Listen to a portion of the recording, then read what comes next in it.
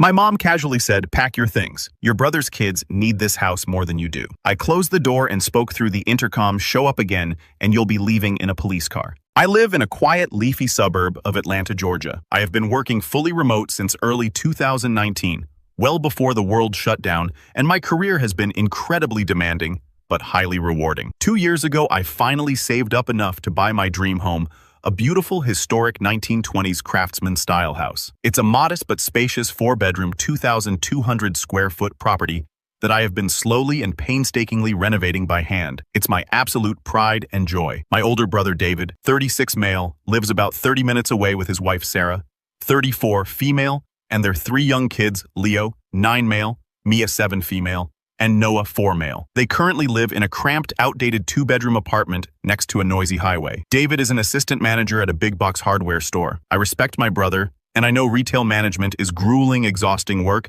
but there is a significant income disparity between us. I make roughly 4 times his salary. The nightmare started 2 weeks ago at a routine Sunday family dinner at my parents' house. My mom, Helen, 61 female, and my dad, Robert, 63 male, were hosting. We were sitting around the dining room table eating pot roast when my mom started asking very pointed, oddly specific questions about my daily work schedule. "So Alex, you really just sit at that computer desk all day long? You don't actually leave the house to go anywhere?" she asked, passing the mashed potatoes. I sighed, having explained this for probably the 100th time. "Yes, Mom. I work from home, but I am actively working. I have back-to-back video meetings, I write complex code, I manage a team of 15 engineers across 3 different time zones, and I oversee massive server migrations. It's a very intense job." My dad scoffed, taking a sip of his beer. "Right, but it's not like real time's work where you have to physically show up somewhere, clock in, and sweat a little, right? It's just typing." I should have seen the massive red flags waving in my face, but I was completely blindsided when my mom set her fork down, folded her hands, and said, "Well, your father and I have been thinking. Since you don't really need all that space in that big house of yours, you really just need a desk and an internet connection. Wouldn't it make a lot more sense for David, Sarah, and the kids to live in your house? You could move into our basement. We're getting the drywall finished next month, and we could put a nice rug down for you." I literally burst out laughing. I thought it was a bizarre deadpan joke. It wasn't. My dad suddenly stood up from the table, walked over to the living room, and came back with his iPad. He launched into a literal color-coded slide deck presentation that he had apparently spent days preparing. It was titled, "Family Resource Reallocation Strategy." I sat there utterly paralyzed with shock as my own father presented his bullet points. Point 1. Since I work from home, I do not require a traditional housing structure. Point 2. A family with 3 growing children has actual legitimate space needs that supersede a bachelor's comfort. Point 3. The basement would be the perfect cozy environment for a young single man who just needs Wi-Fi and a microwave. Point 4. This would be the ultimate act of helping the family and fulfilling my duty as a supportive younger brother. Point 5. They would generously allow me to use the main floor guest bathroom during standard business hours, provided I cleaned it weekly. I sat there absolutely stunned, my jaw practically on the floor, while David uncomfortably pushed his peas around his plate, refusing to make eye contact with me. Sarah, however, was practically glowing. She kept saying things like, "Oh, we couldn't possibly ask that of him," but she said it in that sickeningly sweet tone of voice where, she was already mentally picking out curtains for my living room and deciding where to put her farmhouse chic decor. "You're joking." I finally managed to choke out, staring at my parents. "You seriously want me to give up the beautiful historic home I bought with my own hard-earned money, uproot my entire life, and move into your unfinished damp basement just because my job is remote?" My mom's face hardened. "Well, Alex, it's not like you're using the house properly. David's children are sleeping on top of each other. They need real bedrooms. You have 2 completely empty rooms that you just use for your silly little office space and your hobbies. It's incredibly wasteful when your own blood family needs real housing." The hobbies she was referring to is my professional audio engineering studio. I mix and master podcasts and indie music tracks as a side business, which brings in an extra $2,500 a month on top of my tech salary. It's a legitimate secondary income stream, complete with expensive soundproofing and high-end equipment. I tried to explain reality to them. I told them that I bought my house with my own money. I pay the massive mortgage. I pay the property taxes, the home insurance, the high utility bills, and the maintenance costs.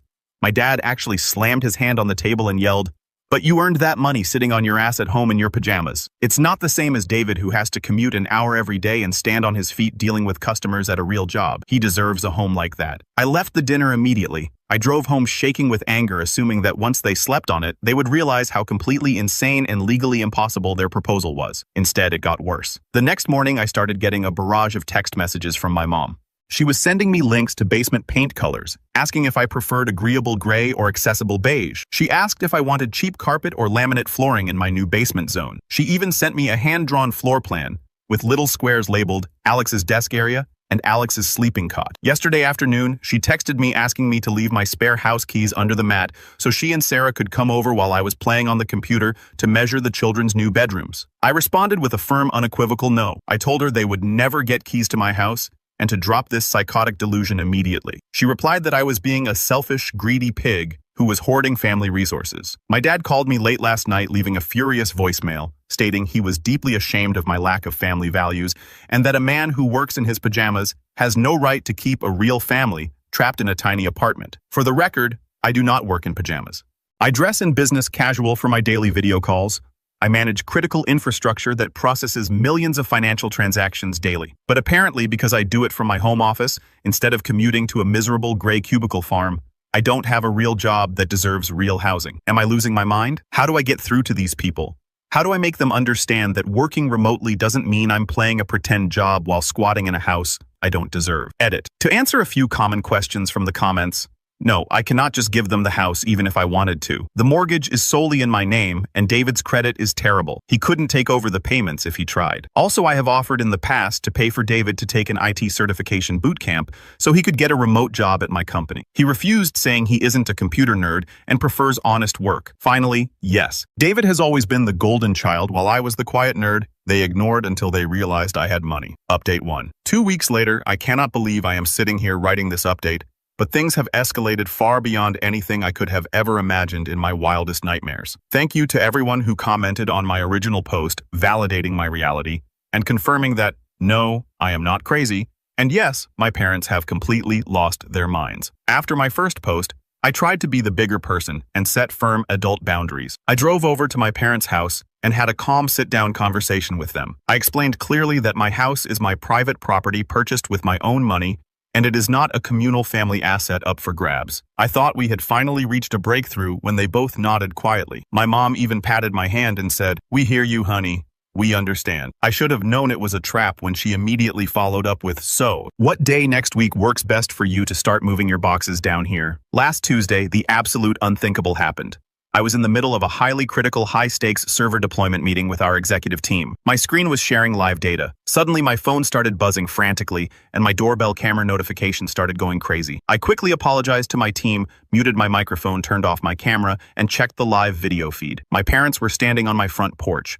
Behind them were David, Sarah, and I kid you not, a massive 26-foot U-Haul moving truck parked illegally across my driveway. Two burly guys I didn't recognize were already lowering the ramp. I unmuted long enough to tell my VP that I had a severe family emergency and had to drop off the call immediately. I sprinted down the stairs, my heart pounding out of my chest, and yanked the front door open. When I opened the door, my mom cheerfully clapped her hands and announced, "Surprise. We're here to help with the big transition. Sarah is just so excited to get inside and measure the living room windows for her new custom drapes." "What transition?" I yelled, my voice cracking in disbelief. I looked past her and saw my dad already directing David and the two hired movers toward my front door carrying a stack of flattened cardboard boxes. My dad was loudly instructing them, saying, "We'll pack up the master bedroom first. Alex will need some time to disassemble all his little computer toys in the guest room." I immediately stepped out onto the porch and physically blocked the doorway with my body. "Absolutely not. Stop right there. No one is bringing a single box into my house. I need all of you to get off my property right now." Sarah, holding a clipboard and a tape measure, let out a dramatic sigh and had the sheer audacity to say, "Alex, please don't make this harder than it needs to be. Stop being so selfish and think of the children. Your time's nieces and nephews." I shot back, glaring at her. "They have a home, Sarah. It's just not my time's home." My mom actually stepped forward and physically tried to push past me. She put her hands on my chest and shoved, trying to wedge herself into my foyer while saying, "Oh, stop being so theatrical, Alex. We already discussed this. You agreed to this." I said no. I yelled, pushing her hands away. I said no multiple times. "Get away from my door." That's when my dad smugly pulled out his smartphone and shoved it in my face. He opened a group text chat that I was obviously not a part of. The chat was titled, "Alex's Relocation and House Prep." They had been coordinating this forced move for the past week and a half behind my back. I quickly scanned the messages. It was sickening. There was Sarah asking my mom for the model numbers of my expensive LG washer and dryer to ensure her delicate wash settings were available. There was David asking if my garage was deep enough to fit both of their SUVs, or if he'd need to force me to park my car on the street permanently. There was my mom assuring everyone that the concrete basement floor would be perfectly cozy for me once they threw a rug over it. And there was my dad literally calculating how much money they would save on David's rent, suggesting they use the extra cash to take a family vacation to Disney World, a vacation I was clearly not invited to. They had been planning this as if it were a legally binding done deal, as if my house was just a communal piece of property waiting for them to redistribute it. I stood my ground, my hands shaking with rage. I am giving you exactly 10 seconds to get off my property, or I am dialing 911 and having every single one of you arrested for trespassing. My mom instantly started crying, but it wasn't sad crying. It was furious, manipulative, angry crying. "I cannot believe you," she shrieked, her face turning red. "I cannot believe you would threaten your own flesh and blood with the police after everything we have done for you." "What exactly have you done for me, Mom?" I asked coldly. "We raised you. We fed you. We put clothes on your back," she screamed. 20 years ago, when I was a literal child, I yelled back, "That was your legal obligation as a parent." My dad stepped up, getting inches from my face, trying to physically intimidate me. "Watch your damn tone with your mother, boy. A son who disrespects his family doesn't deserve what, Dad?" I interrupted, staring him dead in the eyes. "To own his own home, to have basic adult boundaries, to be treated like a human being instead of a bank account." "Finish that sentence." David finally spoke up from the lawn, looking sheepish. "Look, Alex, man, I didn't ask for this to happen today." But Sarah immediately cut him off, stepping in front of him. "But since your parents are offering the house, it would really help the kids to have proper bedrooms. Leo has been sharing a tiny room with the toddlers. Alex, have a heart." I looked at my brother, disgusted. "Are you seriously okay with this, David?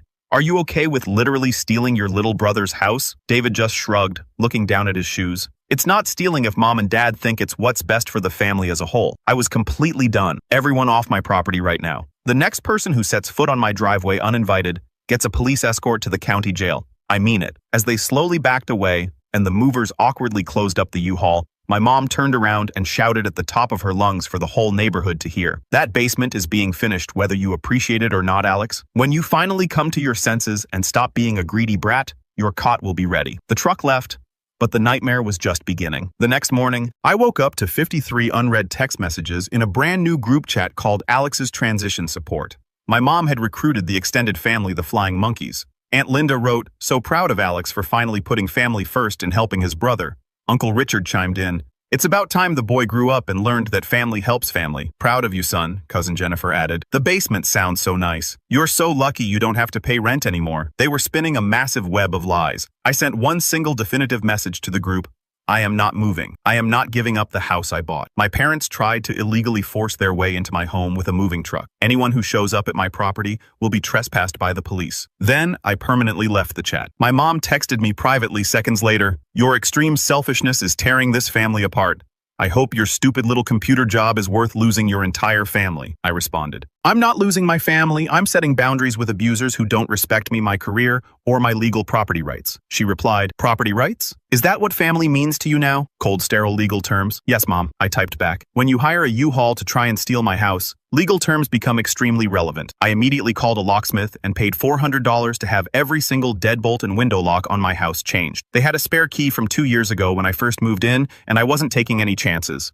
I also upgraded my security system, adding 4 new 4K cameras with motion tracking floodlights. I consulted with a close friend who is a real estate lawyer. He laughed in disbelief, confirming that obviously they have zero legal right to my property. However, he strongly advised me to document every single text, email, and interaction, warning me that people this delusional often escalate when denied what they want. He was right. Update 2, 6 weeks later. I honestly thought the situation couldn't possibly get more surreal or unhinged. I was dead wrong. After my last update, things went completely quiet for about 2 weeks. I foolishly let my guard down, thinking my family had finally realized the legal reality of the situation and given up. In reality, they were just regrouping in the shadows, planning what I can only describe as a highly coordinated, relentless psychological warfare campaign. It started small and passive-aggressive. My mom began posting multiple times a day on Facebook about the current housing crisis and the historical beauty of multi-generational living. She would constantly tag me in articles with titles like "Times Why Selfish Millennials Should Move Back Home, Times and Times," "Hidden Greed of Single Homeowners." She'd leave comments on her own post saying things like,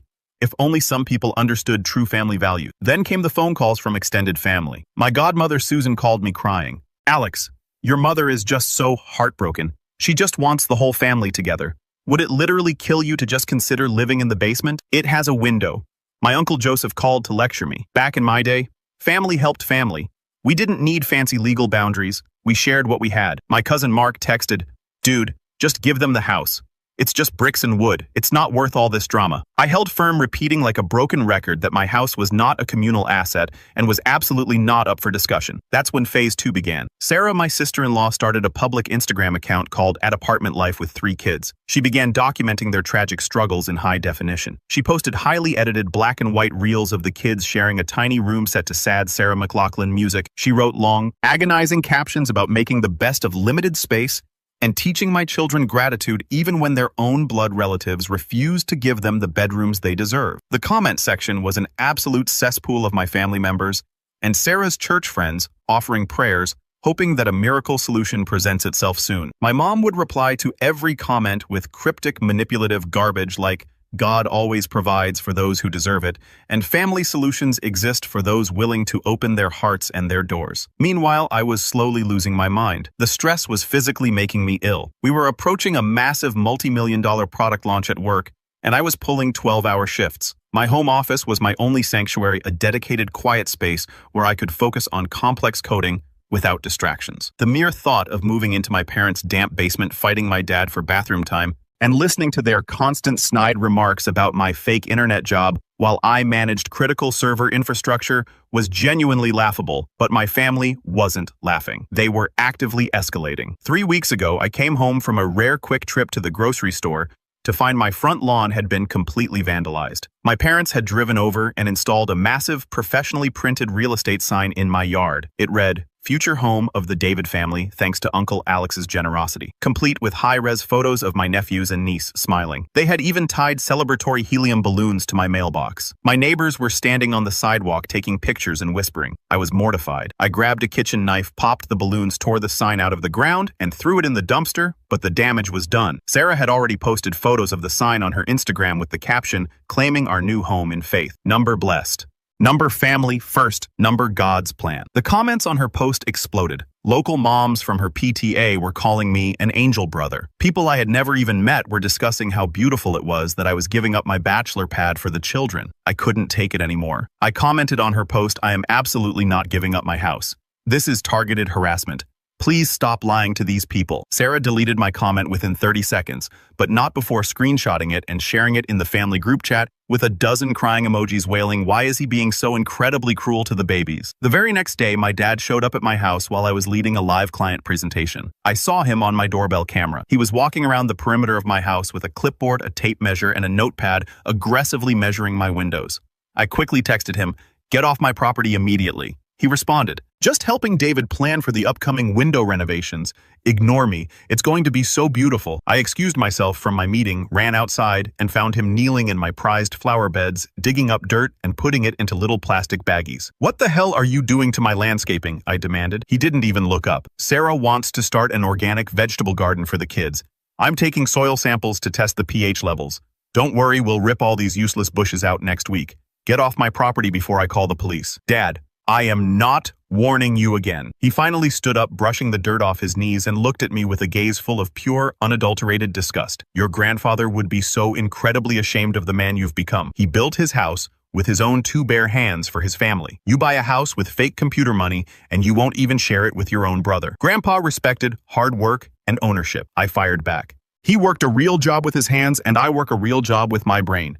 Leave now." He walked to his truck, but not before shouting, "The basement is finished, Alex. Your mother picked out a nice accessible beige for the walls. It's very calming for your little anxieties.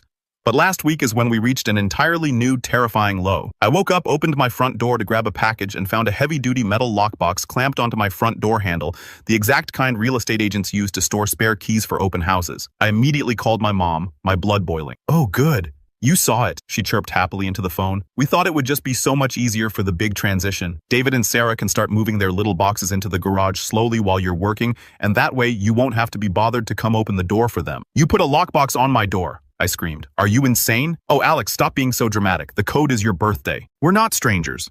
We're family." I hung up, walked to my garage, grabbed my heavy-duty bolt cutters, snapped the lockbox clean off my door, and threw it in the trash. Then I called my security company and had them install perimeter alarms that alert my phone the second anyone steps onto my driveway. 2 days later, an official-looking envelope arrived in my mail. It was from a local law firm. My stomach completely dropped. Were they actually trying to legally sue me for my house? No, it was somehow so much worse and so much more delusional. It was a formal typed-out legal notice that my parents were officially designating a 300-square-foot portion of their basement as a rental dwelling unit, and they were expecting me to sign the attached lease agreement to maintain family harmony and establish the clear adult boundaries you requested. I read the lease terms in absolute horror. Clause 1 rent would be $450 per month, noted as generously below market rate. Clause 2, I would be granted access to the upstairs guest bathroom strictly between the hours of 6 a.m. and 8 a.m. and 6 p.m. and 8 p.m. Clause 3 kitchen privileges required a 24-hour written notice, and I was forbidden from cooking aromatic foods that might disturb my dad's evening television viewing. Clause 4, a strict quiet hours policy, enforcing absolute silence after 9 p.m. Clause 5, no overnight guests without 48-hour prior approval from the landlords, my parents. Clause 6, a first right of refusal.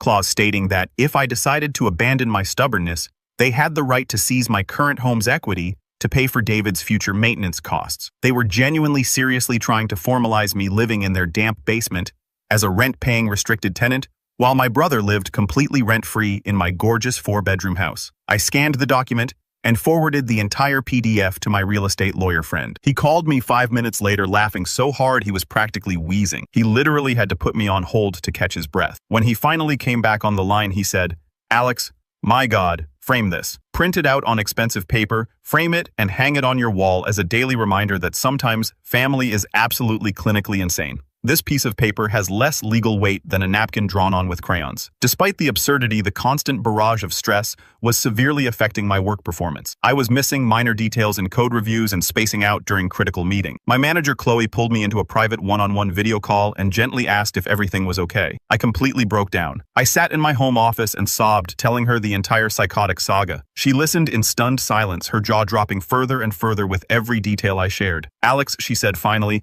her voice incredibly serious, "I'm going to say something that might be overstepping my bounds as your boss, but you need to hear it. Have you ever considered that your family is deeply, profoundly abusive?" I froze. I'd been so hyper-focused on the logistics of defending my house that I hadn't taken a step back to look at the massive, glaring pattern. The lifelong dismissal of my intelligence and my career. The constant violation of my personal boundaries, the public humiliation campaigns on social media, the extreme emotional manipulation, the complete and total disregard for my autonomy as a human being. "Take some time off," Qley ordered gently. "Real time. Focus on getting this product launch finished this week, and then take a full week of PTO to figure out your next steps. And Alex, if you need to relocate to get away from this absolute insanity, let me know. Our company will cover the moving costs. Your job is real. Your skills are incredibly valuable, and you are important to us. Do not let anyone tell you otherwise." That night, I made the hardest but most necessary decision of my life. I went through my phone and systematically blocked my parents, David and Sarah, on every single platform. Phone numbers, text messages, WhatsApp, Facebook, Instagram, LinkedIn, and email. I sent one final mass message to the extended family group chat. My career is real. My house is mine. I will not be moving into a basement. I will not be giving up my property to cater to David's life choices. Anyone who continues to harass, stalk, or bother me about this will be permanently cut out of my life. This is not a negotiation. Goodbye. Then I left the chat and blocked all of them too. The peace was instantaneous. No more buzzing phone. No more doorbell camera alerts. No more passive-aggressive Facebook posts to scroll past. Just total blissful quiet. I threw myself entirely into my work. I finished the product launch flawlessly. My team absolutely crushed our quarterly metrics. Qley put my name up for a major promotion. I sat in my beautiful home office looking out at my restored hardwood floors, feeling like I could finally take a deep breath for the first time in months. Of course, the peace didn't last. Delusion this deep doesn't just go away quietly, which brings me to the final update. Update 3. Final. 4 months later, for a long time, whether or not to write this final update, but considering how many of you supported me through the darkest parts of this journey, I figure you all deserve to know exactly how this insane saga ended. After blocking my entire family, I enjoyed roughly 2 months of incredible uninterrupted peace. I earned that promotion at work. Hello, Principal Cloud Engineer. I've got a massive pay bump and finally started seeing a licensed therapist to unpack the decades of toxic dismissive behavior I had normalized. My therapist, Dr. Evans, helped me understand the deep-rooted golden child versus scapegoat dynamic. My parents had always minimized my achievements to keep David comfortable. When I got straight A's, it was expected. When I got a full-ride scholarship to college, I was just lucky. My highly technical six-figure career was just playing with computers. Nothing I ever did was valid unless it fit perfectly into their narrow, blue-collar definition of success, and my sole purpose in their eyes was to act as a safety net for David's life choices. I thought the 2 months of silence meant they had finally accepted legal reality. I was so incredibly naive. 8 weeks into strict no contact, I received a certified letter in the mail requiring my signature. Inside was a massive stack of papers titled Formal Family Intervention Notice.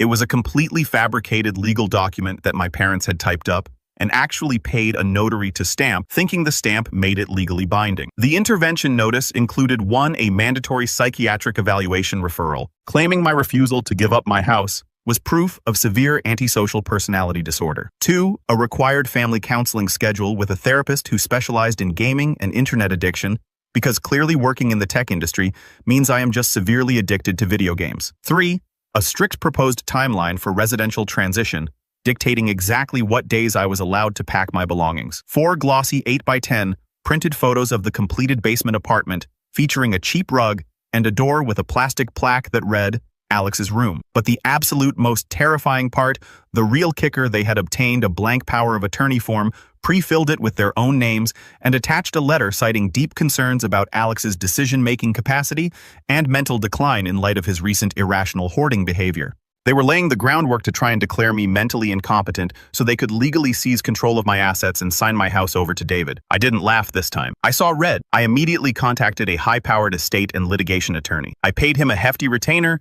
and he drafted a cease and desist letter so incredibly aggressive and strongly worded it could strip the paint off a car. It explicitly stated that any further attempts to access my property claim rights to my home, contact my employer, or question my mental capacity would result in immediate devastating civil lawsuits and criminal harassment charges. The response we got didn't come from my parents. It came from Sarah's brother, who happens to be a low-level divorce attorney. He sent an email claiming my lawyer's letter was unnecessarily hostile and aggressive and suggested that we all sit down for professional mediation to resolve the communal family housing situation. The communal family housing situation, as if my personal privately owned real estate was a shared community garden waiting to be divided up. My lawyer advised me not to respond. Instead, I doubled down on security. I installed shatterproof film on all my ground floor windows, added a heavy-duty reinforced strike plate to my back door, and set my cameras to record 24/7 to a secure cloud server. Thank God I did. 2 weeks later, at exactly 3:14 a.m. on a Tuesday, my security system alarm started blaring, alerting me to movement in my fenced-in backyard. I jolted awake, my heart hammering in my throat, and grabbed my phone to check the live camera feeds. There, in crystal-clear infrared night vision, was my brother David holding a massive steel crowbar, actively trying to jimmy open my back patio door. Standing right behind him, acting as a lookout and holding a flashlight, was Sarah. My own flesh and blood brother was attempting to break into my house in the middle of the night. I didn't hesitate. I didn't call down to them. I immediately dialed 911, told the dispatcher there was a burglary in progress with 2 suspects at my back door, and locked myself in my master bathroom. The police arrived in less than 4 minutes. 3 squad cars swarmed my property. Watching the whole thing unfold live on my security cameras was the most surreal, out-of-body experience of my life. The cops drew their weapons, shined massive spotlights into the backyard, and ordered David to drop the crowbar. He dropped it instantly, throwing his hands in the air. As the officers aggressively slammed David against the brick siding of my house to handcuff him, I could hear him screaming through the camera's microphone. "Wait! Stop! It's a family matter.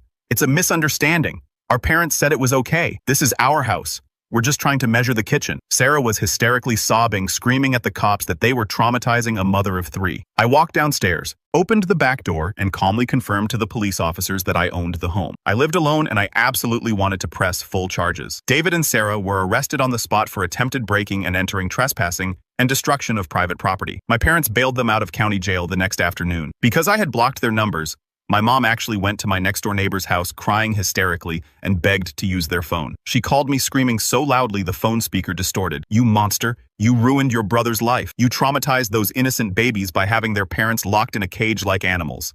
For the record, the kids were not there. They were staying with Sarah's mother across town. Sarah's mother, as I later learned, was the only sane person left in their circle and had vehemently refused to participate in their insane home redistribution plot. The attempted break-in was my absolute breaking point. The house I had loved, the house I had painstakingly restored, was completely tainted. I couldn't sleep. Every time the wind blew, I thought someone was coming with a crowbar. I called Qley at work. I need that relocation, I told her. Within 48 hours, I hired a premium, discreet moving company. I contacted a ruthless real estate agent. I put my house on the market as a private off-market pocket listing. I accepted my company's generous relocation package to move to Bozeman, Montana, 2,000 miles away, nestled in the mountains, far away from anyone who shared my DNA. I didn't tell a single soul in my family. Because of the insane housing market in Atlanta, my house sold in exactly 4 days for $60,000 over asking price, all in cash, to a lovely young couple who actually appreciated the historic craftsman details I had restored. The closing date was scheduled for a rapid 3 weeks out. During those 3 weeks, while I was secretly packing my entire life into boxes in the dead of night, my family's extinction burst was spectacular and terrifying.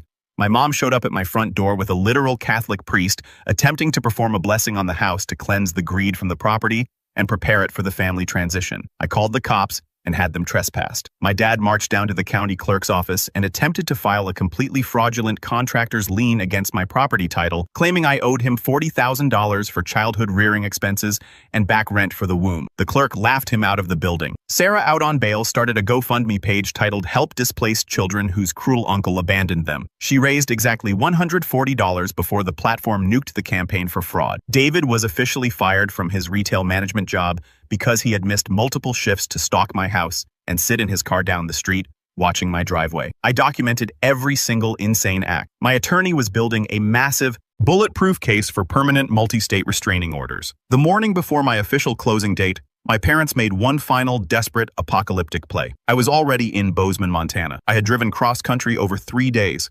My house in Atlanta was completely empty, echoing and vacuumed clean. My old neighbor called me in a panic. "Alex, your parents are here. They have a massive U-Haul bolt cutters and a guy who looks like a sketchy locksmith. They're trying to drill out your front door lock."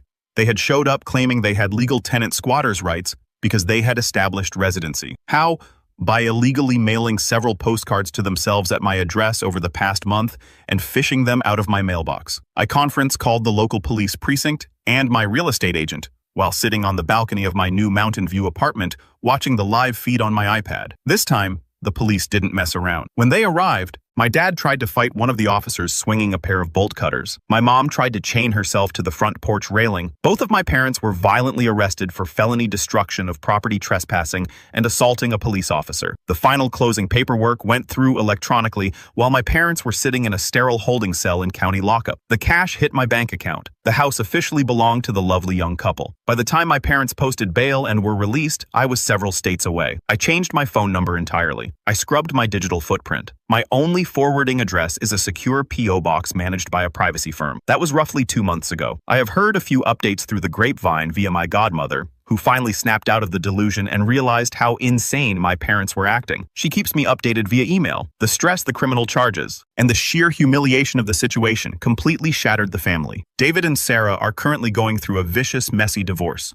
The legal fees from their attempted break-in drained whatever meager savings they had. My parents are facing significant, ruinous legal fees for their own arrests. They are currently telling anyone who will listen that I maliciously sold the historic family estate out of pure spite to punish the babies. The icing on the cake, that unfinished basement they were so desperate to shove me into, they took out a high-interest loan to finish it, putting themselves $18,000 in debt. It now sits completely empty. Sarah's Instagram account is completely gone after hundreds of people reported her for harassment, fraud, and child exploitation. My new life in Montana is breathtakingly peaceful. My new home office has a massive picture window that looks out over the snow-capped mountains. The air is crisp. My new neighbors bring over freshly baked sourdough bread instead of crowbars. My family simply does not exist here. I am still in intense weekly therapy dealing with the heavy guilt and the profound grief of losing my entire family. I mourn them, but not because they died. I mourn them because this situation finally forced them to take off their masks and reveal exactly who they always were. They never saw me as a son, a brother, or a human being. They saw me strictly as a financial resource, a piece of meat to be carved up and redistributed to make David's life easier. My therapist asked me last week if I have any regrets about how everything went down. I sat in silence for a long time, really thinking about it. I realized I only have one single regret. I regret that I didn't see the truth sooner. The glaring signs were always there. Every childhood achievement dismissed, every boundary constantly pushed, every massive success reframed as sheer luck, or framed as me being selfish for not sharing the spoil. But I absolutely do not regret keeping my house. I do not regret calling the police and watching them get arrested. I do not regret secretly selling the property. I do not regret moving 2,000 miles away into the mountains. I do not regret choosing my own peace, my own sanity, and my own life over their chaotic, toxic entitlement. For anyone reading this who is currently dealing with a toxic family, a family who doesn't respect your career, who mocks your choices, who constantly tramples your boundaries, or who views your success as their personal piggy bank, you are not crazy. Your feelings are valid. Your job is real. Your home is yours. Your life belongs to you and no one else. And sometimes the absolute best, most necessary price you can pay for eternal peace is distance. Massive, unbridgeable distance. I am still a senior cloud infrastructure architect. I still work from home. And now I do it thousands of miles away from toxic abusers who think that working on a computer makes me less deserving of basic human respect. It was the best, most liberating decision I ever made in my entire life. Final edit: since my inbox is blowing up, I want to address a few final things. Yes, I am strictly no contact and will remain so for the rest of my life. No, I do not ever plan to reconcile, even if they apologize, which they won't. Yes, I am incredibly happy, healthy, and thriving in Montana. And to the hilarious commenter who messaged me, asking if my parents' $18,000 empty basement is currently available to rent for $450 a month, I genuinely laughed out loud for a solid 5 minutes. Thank you for that. To all my fellow remote workers out there, your job is real. Your money is real. Don't let anyone, especially your own family, tell you otherwise. Peace out.